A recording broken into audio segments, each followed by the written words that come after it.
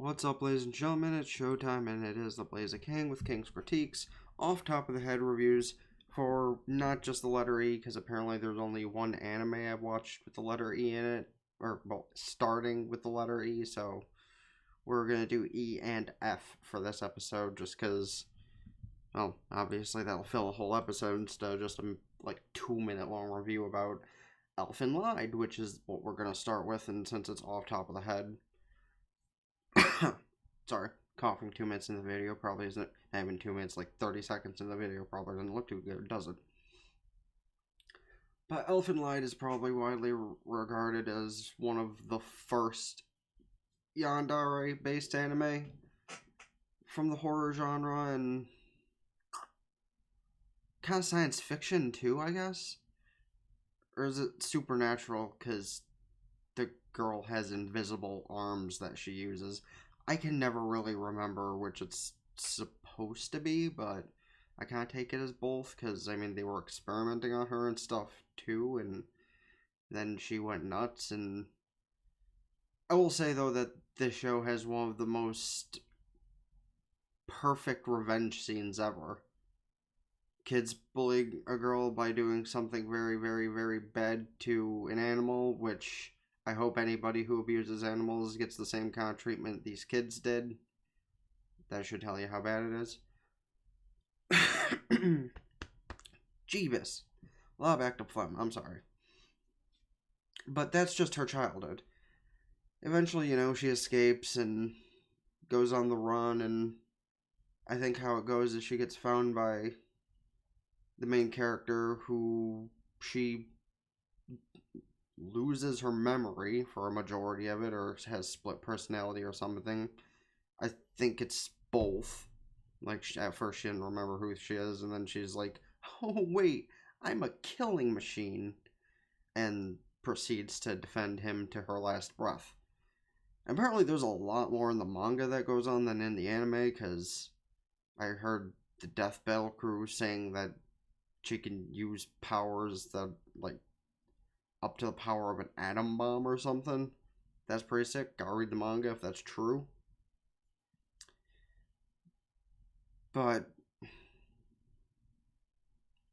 personally, I love horror anime. I love anime with yandere in them, as you'll see from a bunch of what I'm gonna go over the next 20 or so letters. And I mean, she has a little sister who becomes both a friend and a rival of sorts, but that really only goes on for 4 episodes. Regardless, I'm gonna keep it as a short one because I remember a lot about it, and say, watch it. It's older, mid 2000s, but it still holds up to this day for a lot of great scenes that are memorable.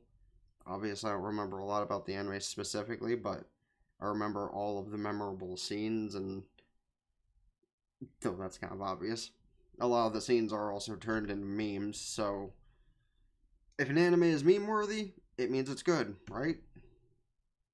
Except Goblin Slayer.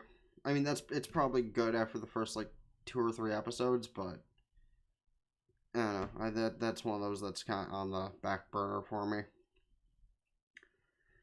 But yeah, go watch it. It's really good.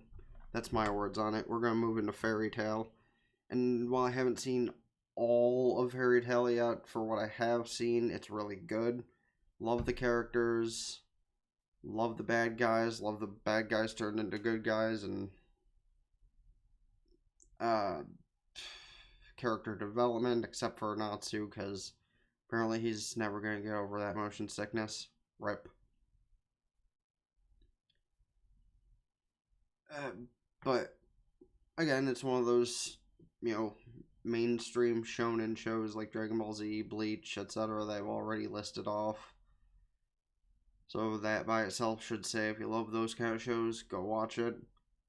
I've only seen 100 or so episodes, maybe closer to 200, so I can't really say all of it, but I watched up to the Grand Magic tournament, I think that's what it was, where it was like 4-way dragon fight, or tag team dragon fight, my bad.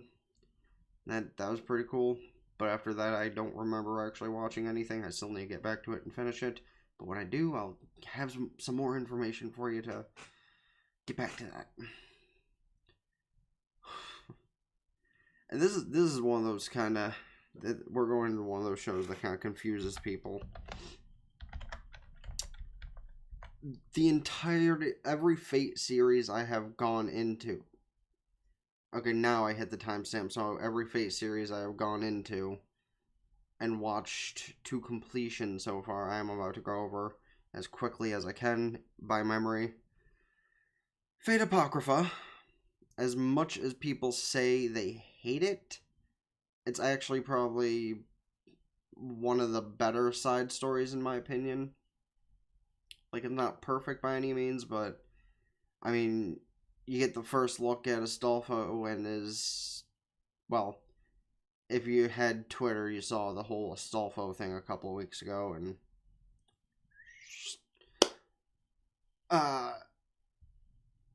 him embarrassing a saint by seeing that and going from bad to good, one of those type of things. Spoiler. He's a twink. You can't. Is that really an insult anymore? I don't know. I apologize if it is. Not really. But it's another one of the several arcs that actually have a Holy Grail war going on, and has some of my favorite characters shown in it.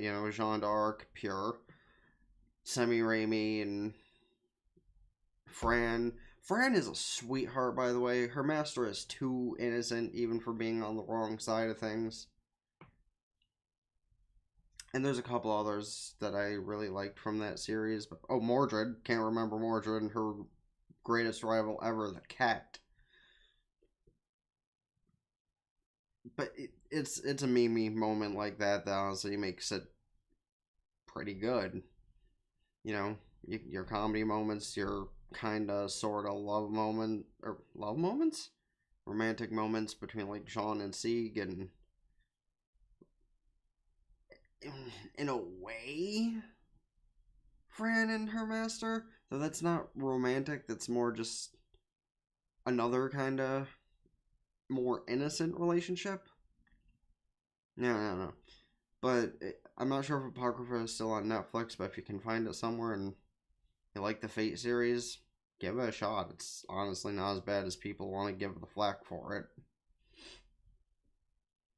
But from here on the 8-minute mark, we're going to move into Last Encore, which also is or was on Netflix. And Last Encore is a confusing one, because it takes our main character Hakuno and our main servant Nero through Seraph? Yeah, Seraph. They're traveling through Seraph to try and get to the peak to take on, I don't remember who they actually fought. I think it's actually Caster Gill, who their last opponent was supposed to be, but it is or wasn't, or I don't know. For some reason, I remember Apocrypha better, which shows you which I liked more, but Last Encore was still pretty good. A lot of confusing moments, because Hakuno doesn't remember a lot, and isn't sure if he should be a master, and then meets some girl who kind of tells him about himself and teaches him all the stuff, and bunch of really good fight scenes, though. That I do remember. Nero is still one of my favorite servants to this day, and that ain't just because she got them tig old bitties. Though that is still part of it.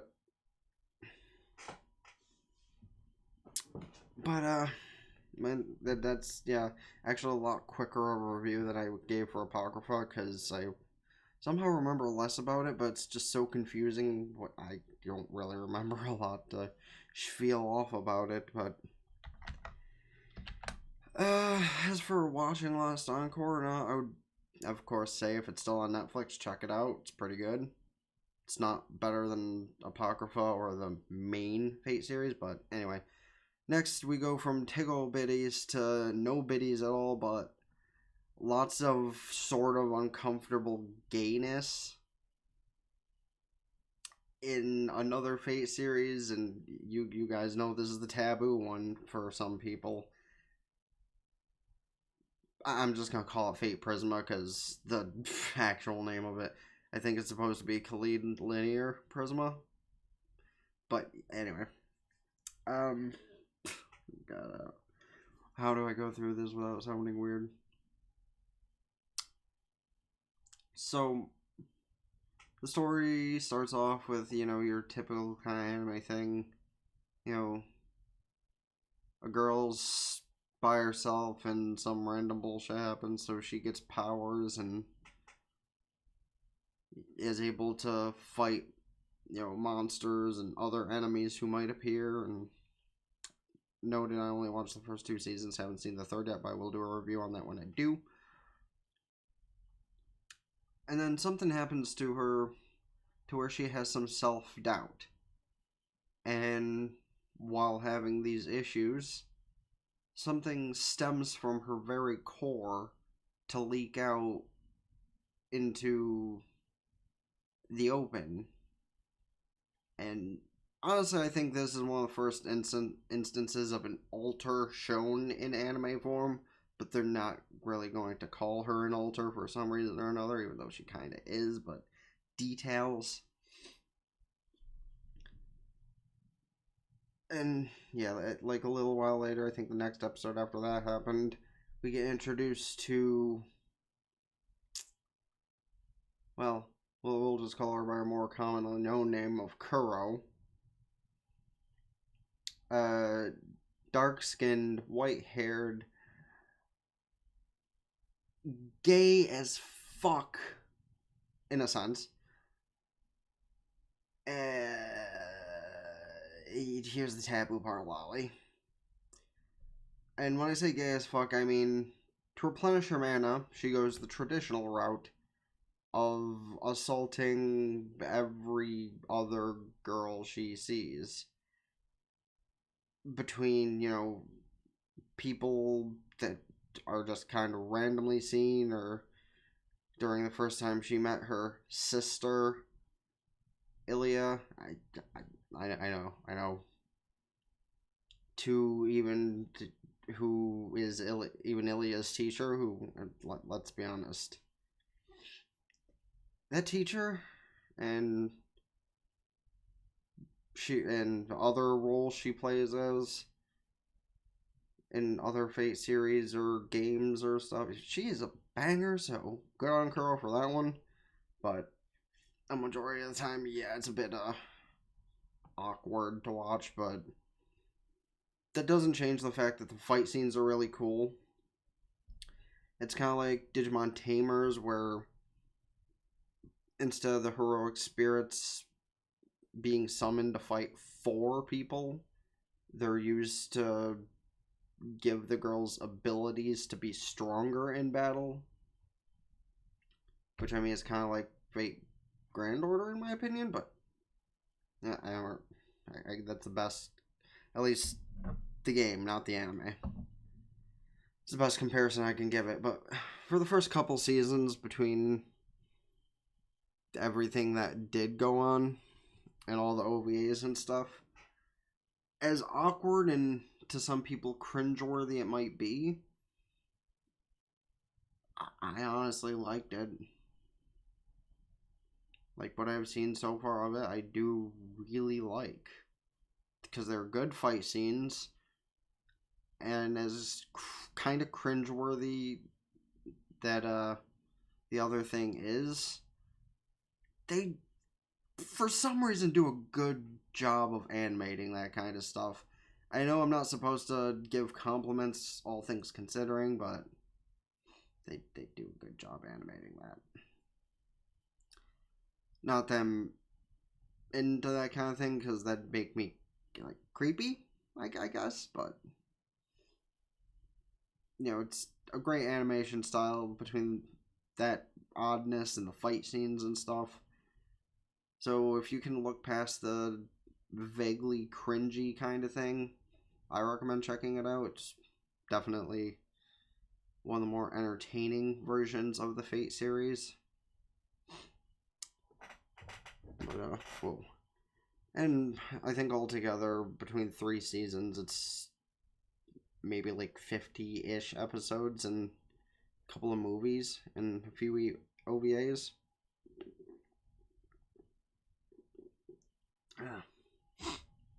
Alright, I just spent 5 minutes talking about lollies. Anyway, that was probably interesting to comment on. The next timestamp going into Fate Stay Night, the original, which is the first thing that got me introduced into the Fate series.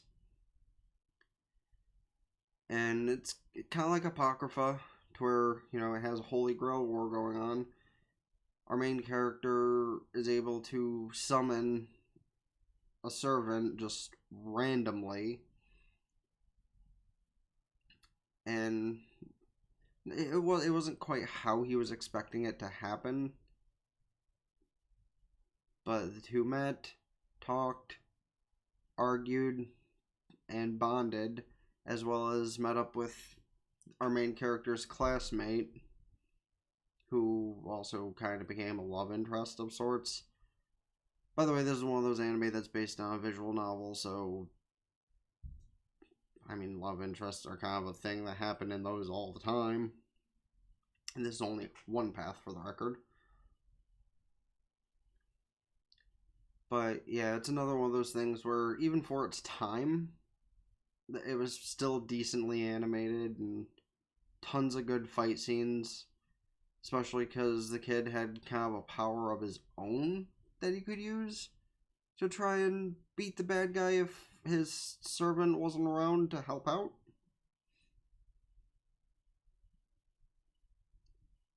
I don't quite remember how this path ended, but I do remember that, well, obviously, I would imagine he, won the whole thing with his servant after a bunch of complications, but I also could be wrong about that. I do remember it was really good, though, so if you want to check out the OG. I'm gonna paraphrase, I'm gonna stick in right now that there was a prequel to Fate Stay Night, and the next one I'm gonna review called Fate Zero, which I did watch, but I don't remember the second half of the season, so I won't be doing a review on it until after I've rewatched it, because I don't remember the second half, so it would be the point. But anyway, we're moving on to Unlimited Blade Works, which is the second path / revamp of the original Fate Stay Night with a new studio working on it. And there are differences here and there, obviously. Some people who were enemies in the previous one, became a lot more of a hard ass, so to speak. The blood and death scenes and fight scenes were a lot better because of the better animation studio. And I think there is kind of I remember there was kind of a nudge at the original Fate Stay Night with Unlimited Blade Works. So obviously you should watch both, but if you just want to watch the one, then that's fine too, I guess. Because literally every Fate series is good. There is no questioning that. If you think one of them's bad because of, bad storytelling or animation or gayness or whatever, then that's on you, bro. But as for every single Fate series that I can say for a fact I've watched so far, you should too. Even the one with the lollies. Because it's still entertaining, even if it's a little bit awkward. Anyway, now we're going to be moving into a movie instead of a series, which means if you want to check this one out, then hey, it's a little bit easier for you, right?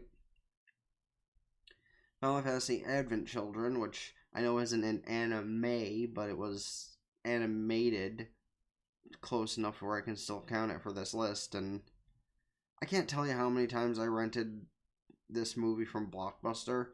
And I know you Gen Z kids listening to this is like, what's a Blockbuster? It's basically what Netflix is, but in physical form. And unlike Netflix, they actually sold out. It's basically Redbox, but more expensive. I don't remember a lot about this movie. I remember it kind of being like an alternate universe from how the game went, because Aerith was still alive and all that kind of thing. So this is going to be one of the quicker type of reviews, but I'm going to just say, if you have an hour and a half, go watch it. There's no reason to not watch it. If you can find it, watch it. It has to do with the Final Fantasy universe, and it's really good. Watch it. End of story. But on to another part of the Final Fantasy universe that I remember a bit more. Final Fantasy Unlimited. Okay, I don't remember a lot more about it, but I do remember that it was a really cool take on things. Because, what the fuck do I remember about this one? I actually don't remember a lot about it. I remember it was a fun little journey to be taken on. One of the main characters used a gun that shot materia that also summoned creatures when he shot the materia, so that was pretty cool. And it helped get the other main characters, I think it was a couple of kids, out of trouble time and time again. But that's honestly all I can say about that one, and I apologize for not remembering much more, but it's like 26 episodes or something like that, so I mean, check out the first few episodes if you can find it, see how you feel. If you like it, cool. If not, sorry I can't explain more. If I can find it again, maybe I'll rewatch it, because I did really like it. But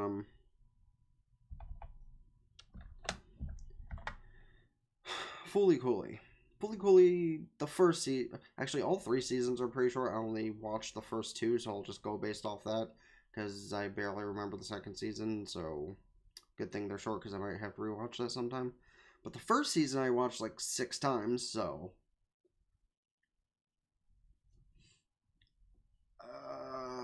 how do I exactly go over this? You know, it really is a shame you can't see the Fully Cooley post I actually have underneath my Oni mask. You can see the corner of, but eh. But how do I go over that?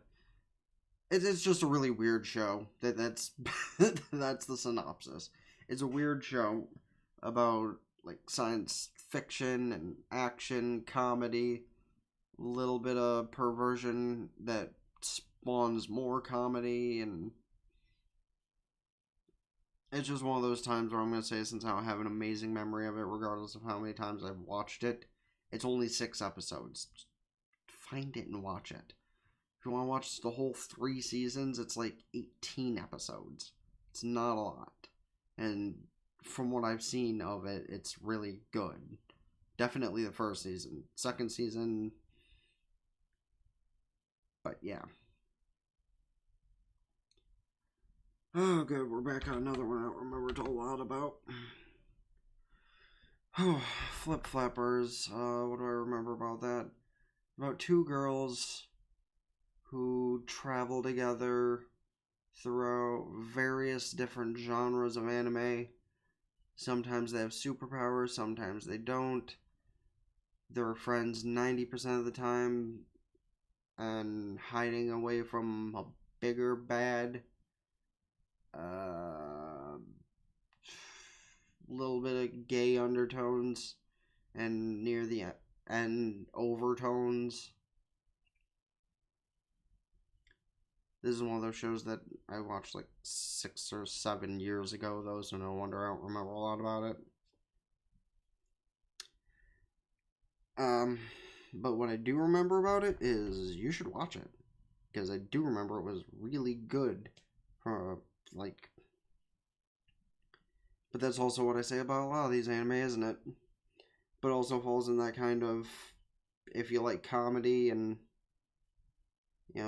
drink up the gay stuff as much as I do, then you should watch it. You should totally watch it. Girls being girls and friends being friends and lesbians. Not like other anime that were previously mentioned in this episode, kind of lesbians, but lesbians nonetheless. I'm gonna stop saying the lesbian word and just end off on watch it because it was good. Yes.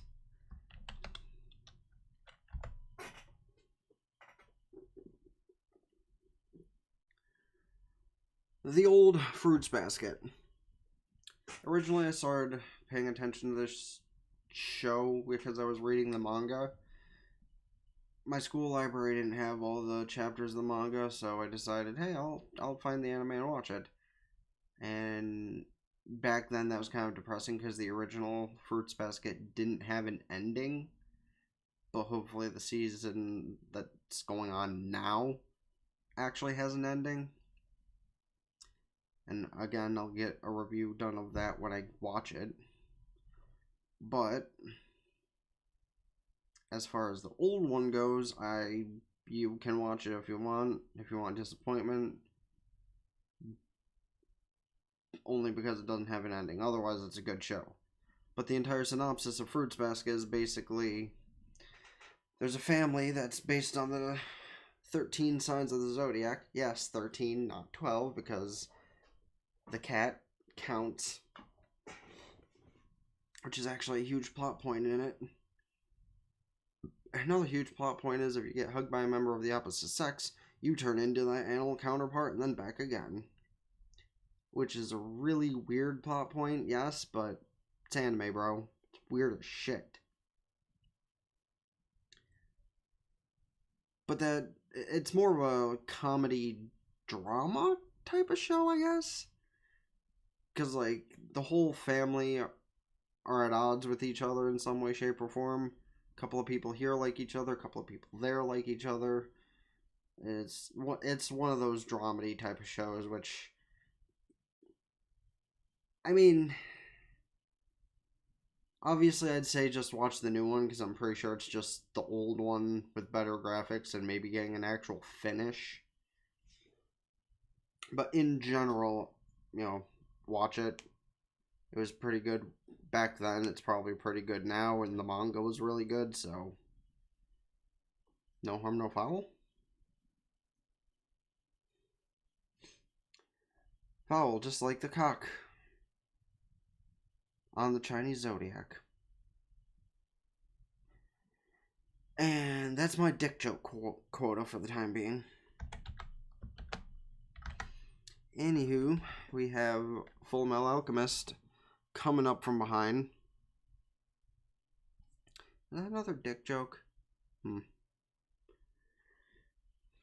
Full Metal Alchemist, the original anyway, which was kind of based off the manga, but not inspired by the manga, not based off the manga. That's what we're getting to afterward. And it follows a couple of kids after they make a terrible mistake.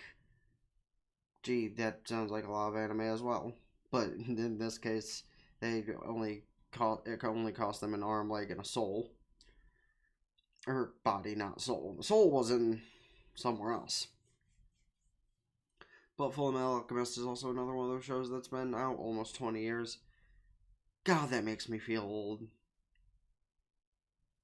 Oh god, that really makes me feel old. The original Full Metal Alchemist was 2004. That's only 3 years away. Ugh.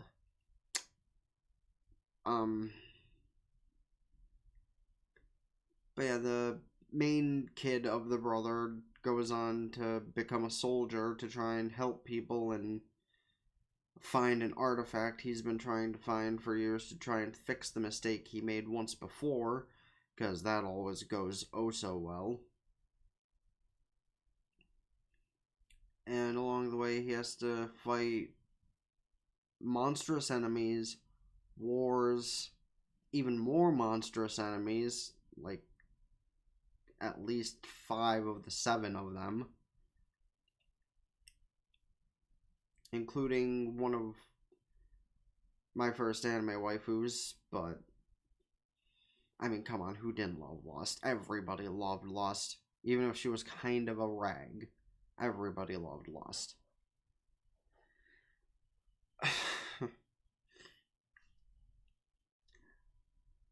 uh, you know, other than the same basic stuff I've gone over for a lot of other shows, it's basically that it takes its own turn. I don't remember the exact ending. It did get a movie, though, which was kind of weird, but the movie was also kind of canon and really good. I mean, I still own it over here, right? Yeah. And Conqueror of Shambhala was a really good movie. It had, again, a lot of great stuff about it. A couple of comedic moments, a lot of great fight scenes, some sappy moments between family and friends. And now take all of that information I just told you and throw that shit in a circle, because that's also the case with Fullmetal Alchemist Brotherhood, which was based off from the manga. And the way that that's told is, unlike the original, there's a bunch of differences between how the story is told and how the story progresses and the ending, and new enemies and old enemies are different, and some of the friends are different and become bigger plot points than they were in the other one.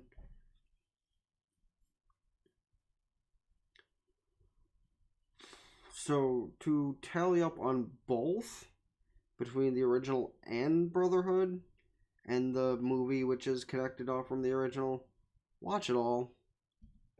Like, there's not a single wasted minute on that show. So just watch all of them. Yeah. It's, what, like 50-ish episodes between both? Oh, no, actually, like 100-ish, 120-ish between both, but still, not a single wasted minute. Is there some filler? Yeah, but what anime that's that long doesn't have a little bit of it? Actually, no, there's really not any filler. I mean, there's a couple of episodes you probably could skip, but there's not really any filler. You know, every episode drives home a point, and every single episode and the movie are all worth checking out. So I know I have said that every single anime on this list has been worth checking out in some way, shape, or form. But honestly, of the 200 some odd anime I have seen to completion, I'm obviously not going to say, oh, you shouldn't watch that, except for maybe like 2 of them, maybe 3. You know, a couple of them I've said to watch at your own risk, depending on how you feel about certain things, but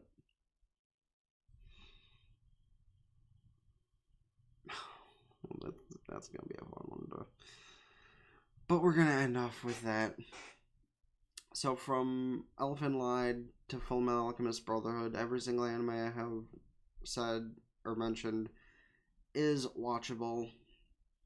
You know, I know Prisma is a bit weird, but still watchable. Fooly Cooly and Flip Flappers are kind of crazy, but still watchable. If you have any suggestions for things I can watch, rewatch, etc., at least rewatch based on what you've heard me mention between the last few episodes of this series, comment down below for that or anything new. Please don't forget to hit the like button, it helps out a lot.